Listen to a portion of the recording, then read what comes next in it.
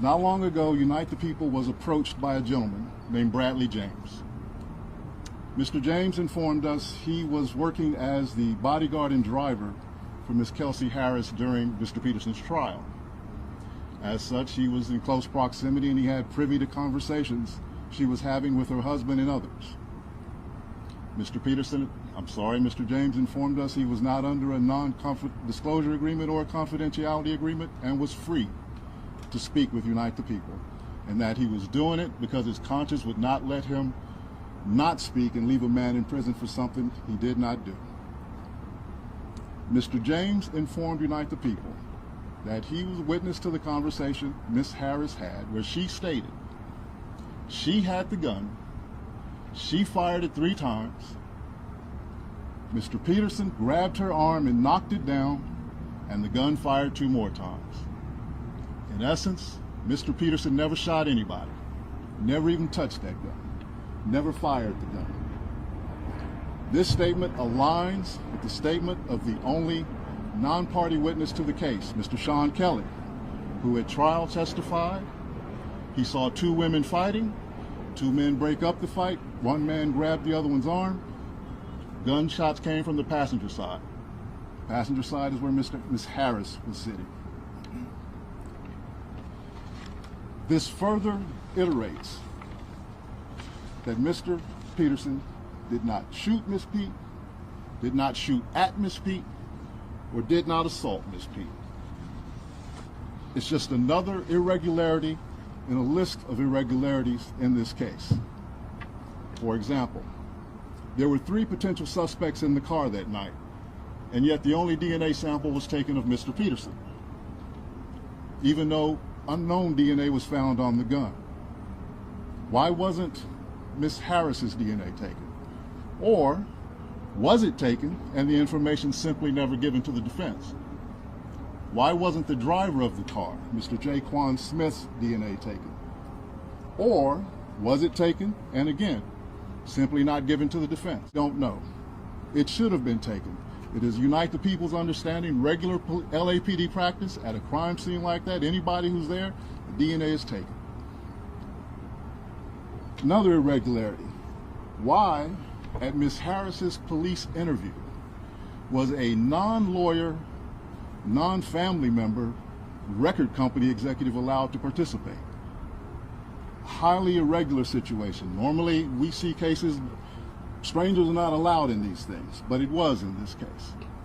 All of these things point to the highly irregular nature of his trial and his conviction.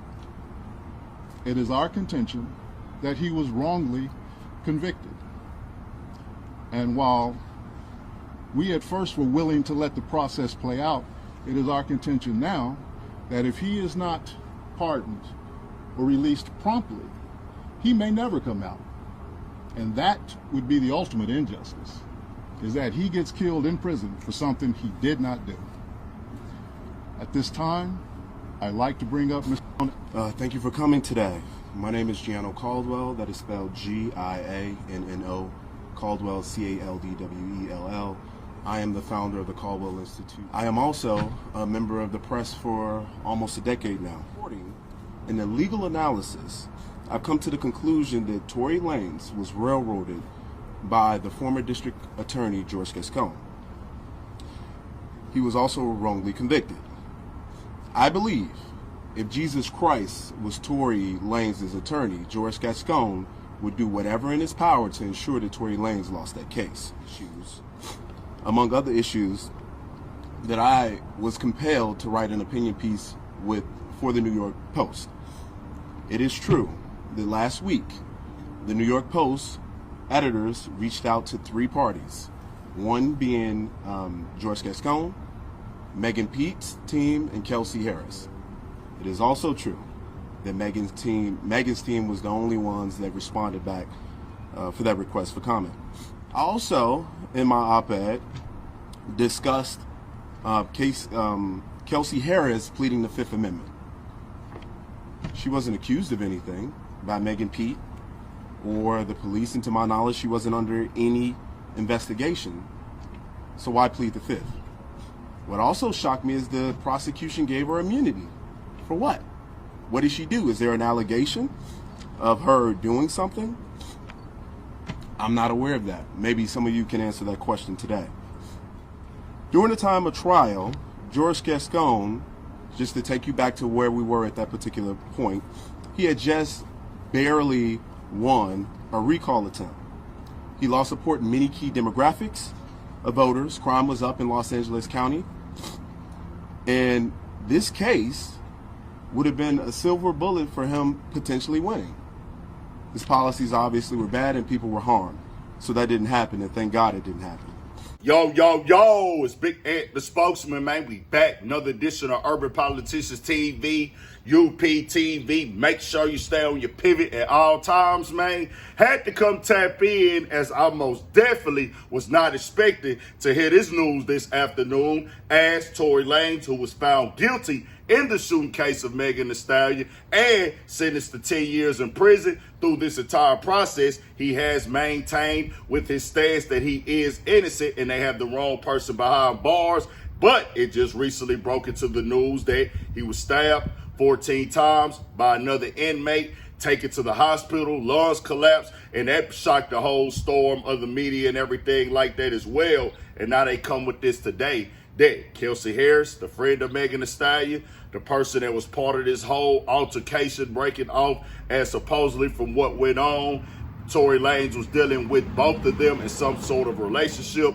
Arguments broke out, and then the shooting occurred. After that, well, with it going down like this now, this group, Unite the People, representation of Tory Lanez, said that Kelsey Harris's driver, who was driving her around at the time, heard her speak. Hey, she shot 3 times. Now, I don't know how this will play out in the court, but I did hear them bring up discrepancies and how the case was handled with police. Also, there was another witness there that we never heard from or saw in the court legal process, the driver. I always wondered that myself, like, well, hold on, if there was another guy in the car, where was he at? Also, with the way that they collected the evidence on the scene, why wasn't anybody else evidence collected on that scene when it came to this process right here? So it was a lot of questions that I was raising, but I said, hey, I wasn't there. I don't have nothing to do with this, but I could give my opinion on it. But when I seen it, I said, something didn't seem right, just this whole entire process right here. And I still don't know what's what. I still don't know exactly what happened. But the defense is coming with this now, saying they were going to let the legal process play out.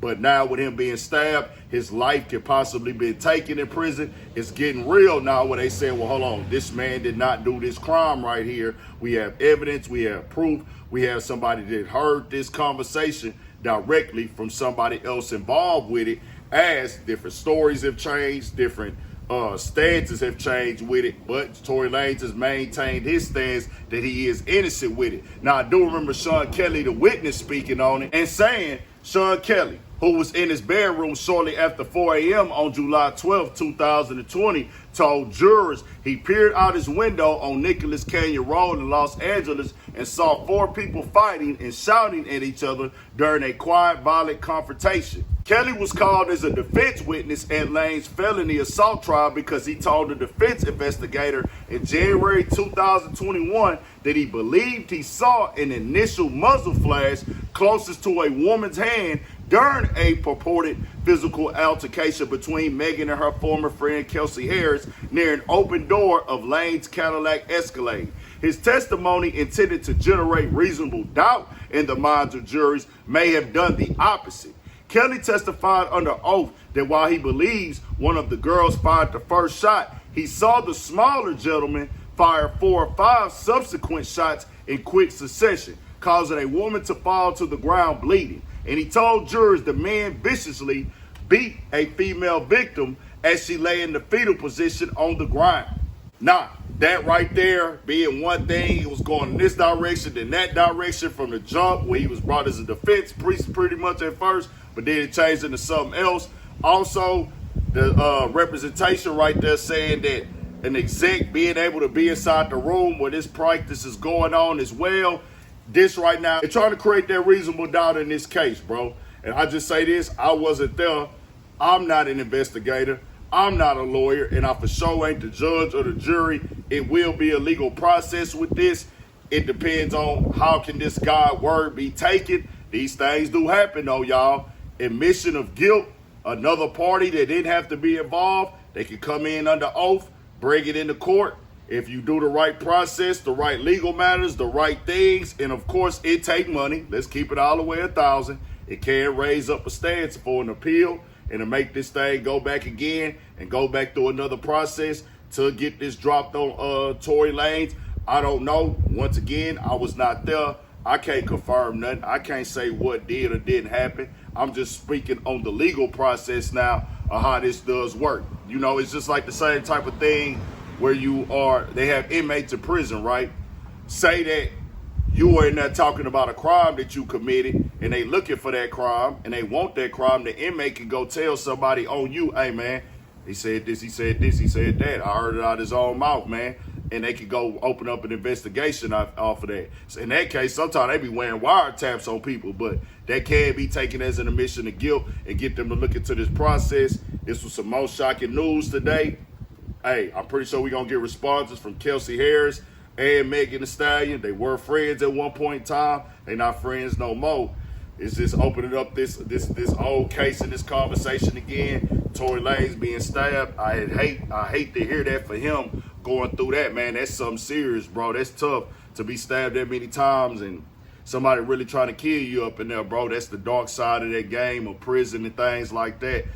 Man, just got to try to avoid these situations. Sometimes you get caught up in them, man, and you don't want to be up in them, but you got to face it because you're going through it, and it's just tough, bro. Just this whole process right here, I don't know. Tell me what y'all think. We're going to keep y'all updated on it. More videos, all that. 1,000 for shit show. Stay on your pivot.